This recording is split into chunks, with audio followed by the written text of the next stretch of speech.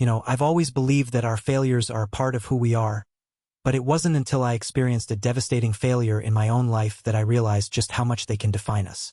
It was a business venture that I had poured my heart and soul into, and when it failed, I felt like I had failed as a person. The shame and regret were overwhelming, and it took me a long time to come to terms with what had happened. But as I looked back on that experience, I realized that it had taught me so much about myself and about what I'm capable of. It taught me that I'm stronger than I thought, and that I can bounce back from even the toughest setbacks. One of the biggest mistakes we make when it comes to failure is that we try to brush it off, to just move on and forget about it. But the truth is, our failures are a part of us, and they shape us in ways we don't even realize. They teach us valuable lessons about ourselves and about the world around us, and they help us grow and develop as people. So, instead of trying to forget our failures, we should be embracing them and using them as a catalyst for growth and change. Now, I know that it's not always easy to see the value in our failures. Sometimes it feels like they're just a reminder of our shortcomings, of what we're not capable of. But the truth is, our failures are not a definition of our worth as people. They're simply a stepping stone on the journey to success, and they can teach us so much about ourselves and about what we're capable of. So, the next time you experience a failure, don't be too hard on yourself. Instead, try to see it as an opportunity for growth and learning. I want to share with you a story about someone who experienced a devastating failure, but instead of letting it define them, they used it as a catalyst for growth and change. This person had always dreamed of becoming a professional athlete, but after a serious injury, they were forced to give up on their dream. They felt like they had failed, like they weren't good enough. But instead of giving up, they used that experience to fuel their passion for coaching, and they went on to become one of the most successful coaches in their sport. So, how do you heal from the shame and regret of past failures? How do you take those experiences and use them to redefine yourself? It starts with acknowledging the pain and giving yourself permission to feel it. It's okay to not be okay, and it's okay to take the time you need to process your emotions.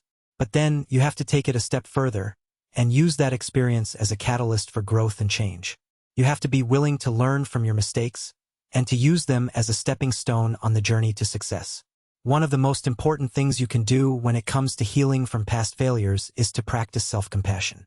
You have to be kind to yourself, and you have to treat yourself with the same kindness and compassion that you would offer to a friend. This means being gentle with yourself and not beating yourself up over your mistakes. It means acknowledging that you're human and that you're going to make mistakes, but that those mistakes do not define your worth as a person. Now, I want to share with you another story about someone who used their failures to redefine themselves. This person had always struggled with anxiety and depression, and after a series of setbacks, they felt like they had hit rock bottom.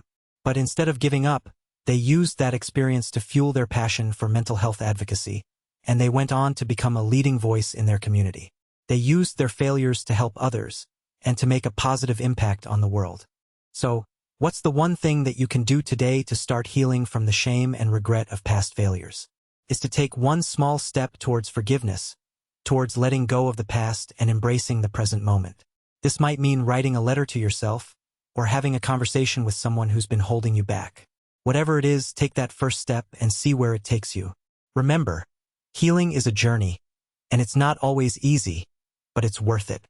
I want to leave you with a quote from one of my favorite authors, who said, "Failure is not the opposite of success, it's a part of success." I love this quote because it reminds us that our failures are not a definition of our worth as people. They're simply a stepping stone on the journey to success, and they can teach us so much about ourselves and about the world around us. So, the next time you experience a failure, don't be too hard on yourself. Instead, try to see it as an opportunity for growth and learning. As you move forward on your journey, remember that you're not alone. We all experience failures, and we all have the power to use them as a catalyst for growth and change. So, don't be afraid to take risks and don't be afraid to fail.